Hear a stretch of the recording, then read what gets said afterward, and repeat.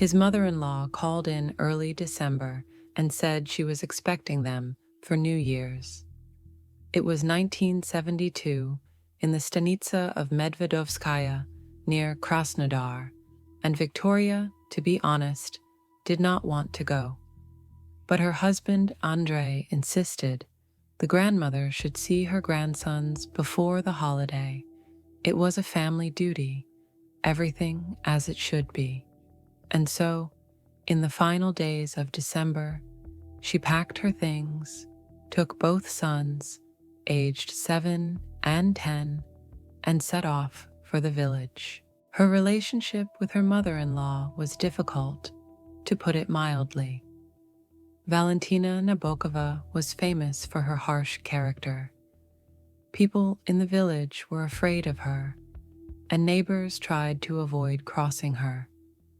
Victoria knew this better than anyone because she was Andrei's second wife and understood well why his first marriage had collapsed. But now it was a holiday. There were grandchildren. It was expected that they come, and she didn't argue. Andrei helped pack the bags, saw them to the door, and said goodbye, telling them to be careful. Victoria nodded, took her sons by the hands, and left. That same day, she called her husband from the post office in Medvedovskaya, saying they had arrived safely. The mother-in-law had met them and everything was fine. That was the last time Andrei heard her voice. Valentina Nabokova, 59 years old, had lived in Medvedovskaya all her life, and everyone in the village knew her. She had not accepted her daughter-in-law from the very beginning and didn't even hide it. Victoria was of a different people, an outsider, not the one her son needed. She said this directly, in front of everyone. Andrei tried to smooth things over, but his mother wouldn't listen. Then the grandchildren appeared, 2 boys, and Valentina seemed to soften. She no longer expressed open hostility, began inviting them to visit, and sent gifts. Victoria, however, didn't fully believe it. She remembered too well how her mother-in-law had looked at her in the early years. But for the sake of her sons, for the sake of her husband, she endured, visited, and smiled. Victoria arrived with her sons on December 30th. Her mother-in-law met them calmly, fed them after their journey, and showed them where to sleep. Everything was as usual. Victoria exhaled. It seemed everything would be okay. They were expected back a week later. The holidays were ending. Victoria was supposed to go back to work at the school, and her sons were to return to their desks. But no one returned. Andrei waited one day, a second, a third, and there was no news. There was nowhere to call. Mobile communication did not exist then, and one couldn't just run to the village post office. He decided that perhaps they were just delayed. Maybe the sons liked it at their grandmother's, or the roads were snowed in, or something else. A week passed, then a second. Victoria was missing work. The sons were missing school, and no one had warned him or sent any word. Total silence. Victoria's relatives began to worry and started asking Andrei where she was. But he didn't know himself. He didn't understand what was happening. Such silence was completely unlike his wife. She always informed him if something changed in their plans. And so, in January, it became clear that they could wait no longer. Andrei packed his things and went to Medvedovskaya himself to find out what was going on. Valentina opened the door and looked at her son calmly, as if she had been expecting this visit. Andrei immediately asked where Vika was, where the sons were. She shrugged and replied that they had stayed for only a little while and left. They had headed for Turkmenistan to see Victoria's relatives, saying it was warmer there and they wanted to spend the winter. She said she had walked them to the bus, waved goodbye, and hadn't seen them since. She said this decisively, without a shadow of concern, and didn't even ask in return what had happened or why he was asking at all. Andrei stood on the threshold, unable to comprehend what was happening. Victoria had never mentioned Turkmenistan to him. There were no plans, no conversations on the subject. To leave for months without warning her husband, abandoning her job, it was completely unlike her, unlike anything at all. He asked when they had left. Valentina replied that it was almost immediately after the holidays. He asked why she hadn't called. She shrugged again, as if it weren't her business. The daughter-in-law was an adult and decided for herself. Andrei looked around the yard and the house. Everything seemed normal, nothing strange. Only inside it was empty. No voices of his sons, no belongings. His mother looked at him steadily, without expression, and simply waited for him to leave. He left, but not for home. Andrei went to the police that same day and filed a report that his wife and sons were missing, that he had last seen them in December, and that his mother-in-law said they had left for Turkmenistan. But he didn't believe it. The officers made an inquiry and contacted Victoria's relatives in Turkmenistan. The answer came quickly. No one had arrived, neither the woman nor the boys. They were neither expected nor seen there. In January 1973, a criminal case was opened regarding the disappearance. They began to investigate. They questioned all the bus drivers who had passed through Medvedovskaya in the early days of January. Routes to Krasnodar, to Timashevsk, to other villages, showing them photographs. No one remembered a woman with 2 boys. There wasn't a single match. They specifically asked if an elderly woman had come to see anyone off, perhaps with bags or suitcases. No. The drivers knew Valentina Nabokova. The village was small, everyone knew everyone, but no one had seen her at the bus station during those days. And it was here that the mother-in-law's version began to crumble. Victoria and her sons had not boarded any bus. No one had seen them off. They had not left. Investigators went through the village, questioning neighbors, acquaintances, and everyone who lived near Nabokova's house. And that's when things began to surface. One neighbor remembered that on the night of December 31st, thick smoke poured from Valentina's chimney. Not ordinary stove smoke, but something else, black and heavy, as if something was being burned long and persistently. They kept the fire going for several hours straight, even though the night wasn't that cold. Others heard noise. First, loud, sharp arguing, then screams. It was impossible to tell whose, but definitely more than one voice. And then some kind of crash, as if something had fallen. One of the neighbors said it even sounded like someone was banging on something, as if pleading for help. The investigators asked why they hadn't come out, why they hadn't called the police. Silence. And then a Brewster answer. They were afraid. No one wanted to get involved with Baba Valya. It wasn't worth the trouble. Whatever happened, there was a family matter. They would figure it out themselves. They didn't. The investigation reached its first conclusion. Victoria and her sons arrived in Medvedovskaya on December 30th. This was confirmed. They did not leave the village. This was also confirmed. On New Year's Eve, screams were heard in the mother-in-law's house, and strange smoke was seen. The conclusion suggested itself. A search was conducted at Valentina's house. The first theory the investigators worked on was simple and, generally, typical for such cases. She had killed them and buried them in the cellar. Many did this. It was her own house, her own plot. No one would intrude. The neighbors were afraid, and in winter, even if the ground was frozen, it was still warmer in the cellar, and with enough effort, a hole could be dug. The operatives went down and began to dig.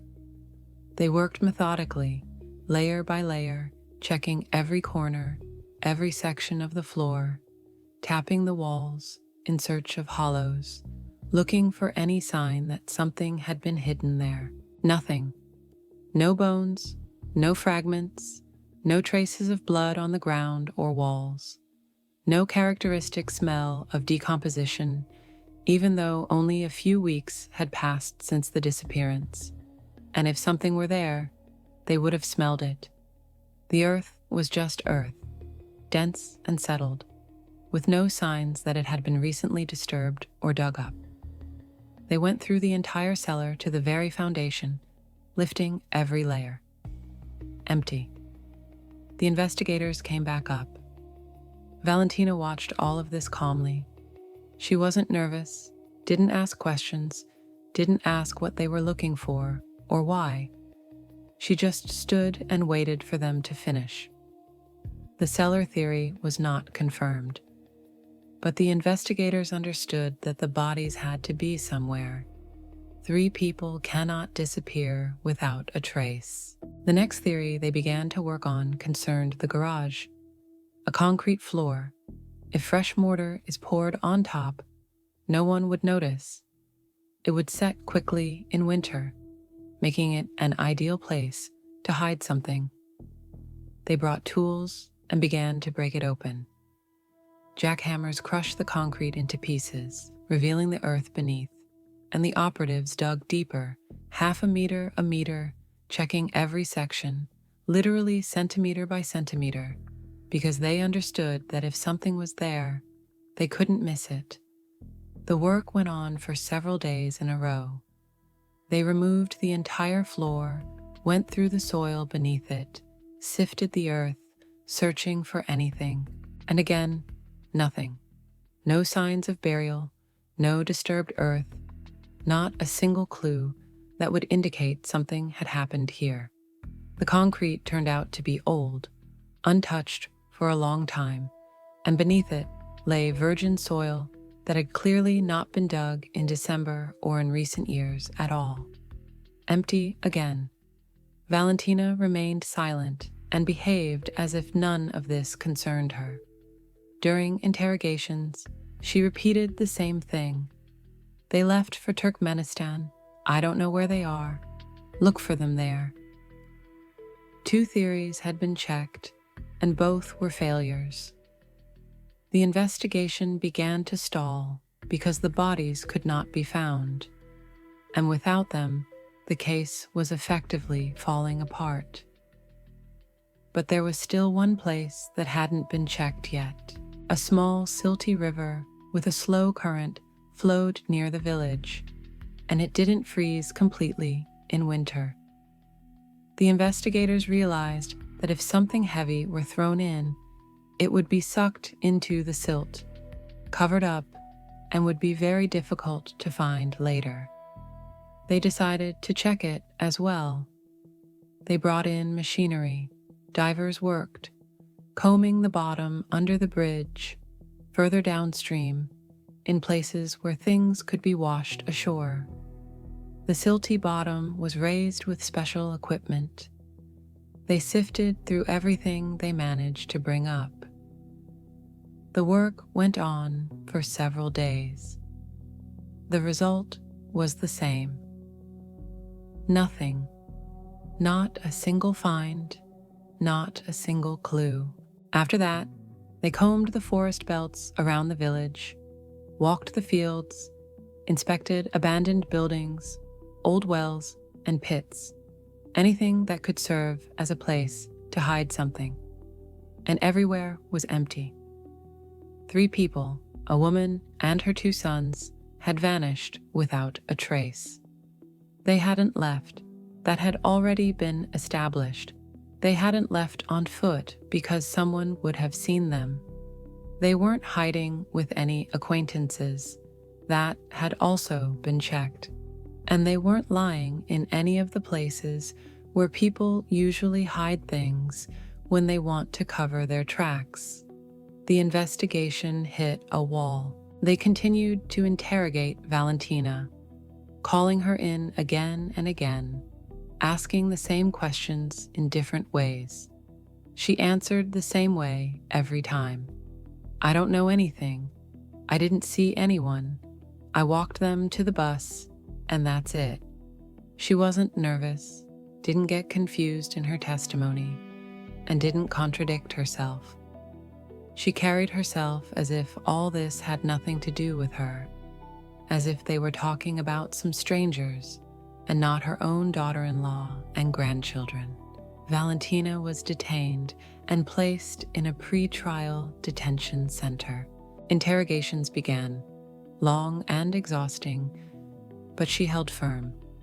To the direct question of whether she was the one who took their lives, she answered just as steadily, I didn't touch anyone.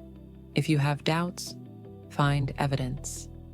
From the very first days, a lawyer appeared by her side. Where the money for a defender came from was unknown, but the lawyer turned out to be experienced and built a strategy immediately. Stay silent, confess to nothing, explain nothing, do not engage in discussions with investigators. No evidence, no case. Let them search and prove it themselves. And Valentina remained silent. At interrogations, she repeated what she had memorized. In her cell, she spoke to no one. They specifically placed other women with her, so-called plants, whose task was to get her talking. It didn't work. Nabokova held firm as iron. Not a word about that night. Not a hint of what had happened in her house on New Year's Eve.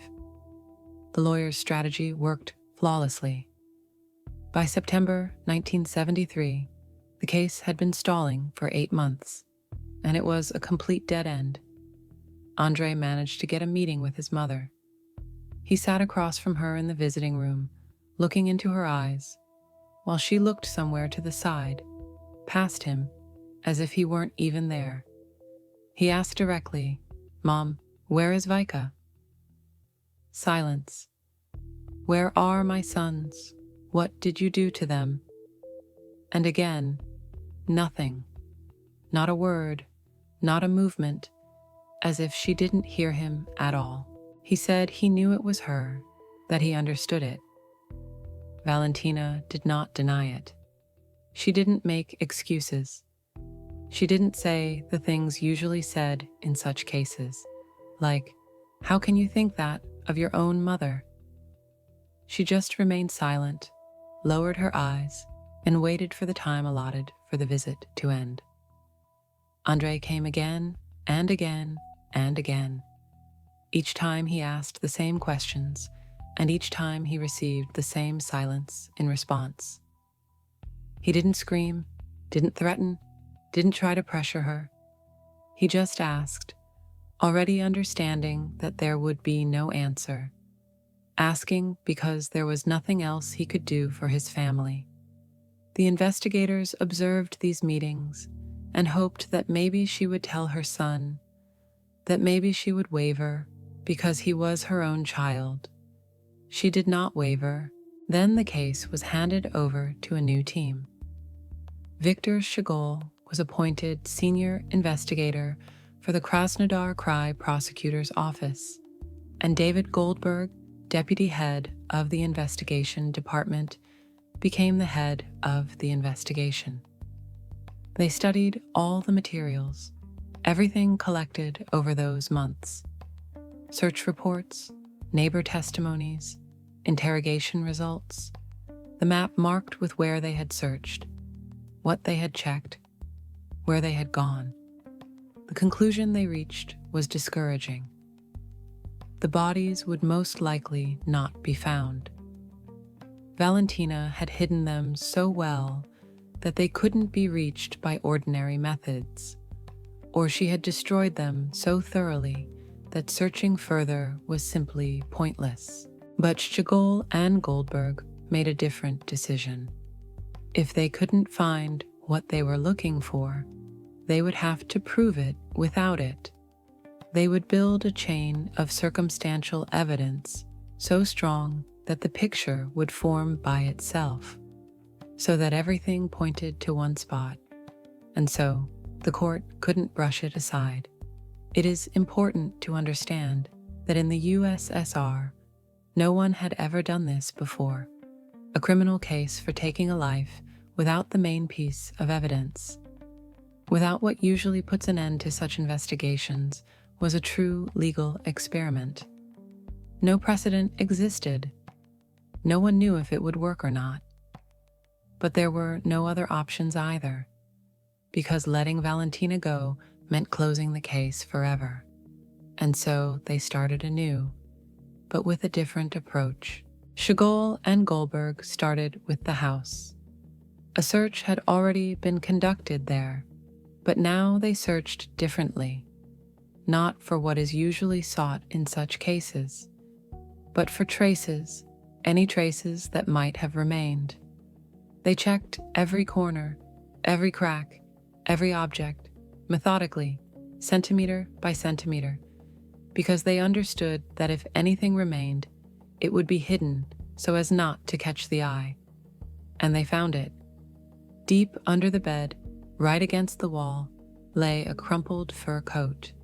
Nearby stood boots, winter ones, warm, and these were the very items Victoria had worn when she arrived in Medvedovskaya at the end of December.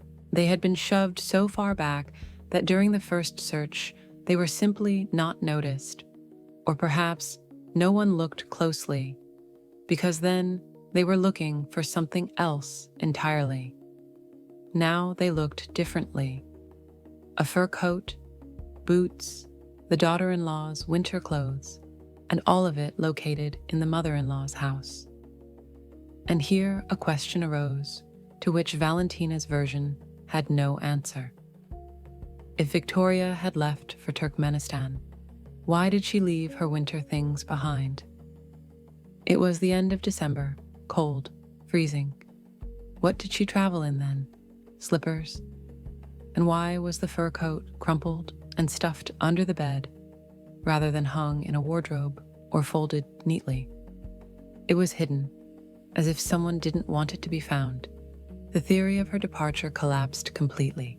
They continued to search further. The yard, the outbuildings, every corner, everything that could provide even the slightest lead. And in the yard, they found an axe. To the eye, it was ordinary, a working tool like those found by the dozen in every household. But one detail immediately stood out. The handle had been recently repainted, a bright blue color, fresh paint clearly applied over something else. And here the question arose, why paint an axe handle at all?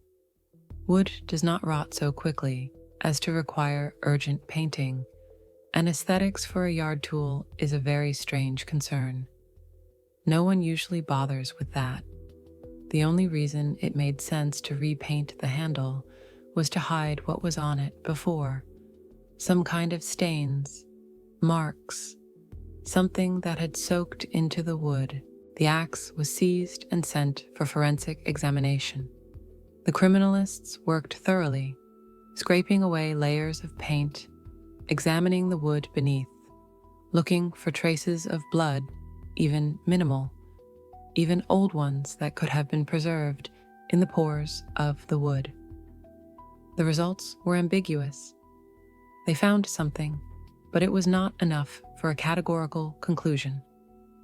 The paint had done its job and destroyed most of what might have been there. Direct proof was never obtained. But the axe was added to the chain of evidence. The picture was beginning to take shape, still from fragments, but already into something whole. The criminalists continued to work in the house, looking for biological traces, what might have remained on surfaces, in cracks, in places that are difficult to wash completely, even if one tries very hard. And they found it, a fragment of a fingerprint, small, smeared, but still readable, in blood. And most importantly, the size of this print was clearly not an adult's. The print was sent for examination and compared with samples, with the missing person's belongings, with materials from the Krasnodar apartment where Victoria's family lived. The result was unambiguous. The print belonged to one of Valentina's grandsons, her grandson's blood in her own home. And this was not a scratch, not an accidental cut, not a minor domestic mishap that could be explained by childhood carelessness. It was a bloody trace in a place where it should not have been at all. In a house from which, according to the owner, everyone had left alive and well, boarded a bus, and set off for Turkmenistan. And this changed everything. Now it was not a question of whether they had left or not. Now it was an established fact. Blood had been shed in this house, and it was the blood of one of the missing. The chain was complete. The case went to court. Schugel and Goldberg prepared everything they could. More than 30 expert examinations, criminalistic, biological, trachological. Every piece of evidence was documented, researched, and confirmed by specialists. Victoria's fur coat and boots, hidden under the bed, the axe with the repainted handle, the grandson's bloody fingerprint, neighbor testimonies about the events of New Year's Eve, testimonies from bus drivers, the response from Turkmenistan. It was a chain of circumstantial evidence, link by link, and there was not a single piece of direct evidence among them. But together, they formed a picture that could not be explained in any other way than what had happened that night. David Goldberg personally prosecuted the case. The trial lasted several days. Valentina sat in the dock with the same expression she had during the interrogations. Calm, detached, as if all this were not happening to her. Goldberg presented the evidence, piece by piece, examination by examination, and built the entire chain so that each link strengthened the next, so that the picture formed itself. The defense lawyer pressed on one thing. Where is the main proof? If it doesn't exist, then there is no confirmation that anyone was even harmed. Maybe they left. Maybe they are hiding somewhere. The court retired for deliberation. When the judges returned, the room fell silent. Guilty. 15 years of imprisonment. This was the maximum term for a woman under the legislation of the USSR. They simply could not give more, even given the severity of what she had committed. Valentina listened to the verdict in silence. She did not flinch, did not lower her eyes, and showed no reaction at all. She simply nodded to the guards and stood up. The defense filed an appeal, and the Supreme Court of the RSFSR reviewed the case, but left the sentence unchanged. Nabokova was transported to a penal colony. Only after the verdict did Andrei tell investigators what he had been silent about before, something he himself had long not wanted to remember and had tried to keep deep inside. Victoria was his second wife. He had also come to his mother with his first wife, a long time ago, when he was still very young. He brought his wife and newborn daughter then, wanting to show the granddaughter to the grandmother, as usually happens in families. The baby cried a lot, as all infants do at that age, but it irritated Valentina, and she did not hide her dissatisfaction, saying there was noise from her, that she was in the way, giving no peace. And then, one morning, the young parents found their daughter in her crib. She was not breathing. Doctors arrived and determined it was suffocation. Back then, it was called sudden infant death syndrome, a tragedy, but such things happen. No one is to blame. Andrei's first wife did not believe this explanation. She accused her mother-in-law directly to her face, saying, "It was her, she did it." Andrei did not believe his wife then. How could one think such a thing of one's own mother? The family fell apart after that. And now, after everything that had happened, he remembered that story and finally realized that his first wife might have been right. Investigators began to dig deeper, bringing up old cases and checking Valentina's past. It turned out that she had been under suspicion before. Her 5-year-old nephew died under mysterious circumstances, then an elderly relative. And each time it was the same. Nothing was proven, the cases were closed, and she remained in the clear. Valentina Nabokova served her sentence in full, all 15 years, from the first day to the last. She was released in the late 80s, old but not broken, and returned to Medvedovskaya, to the very house where it all happened.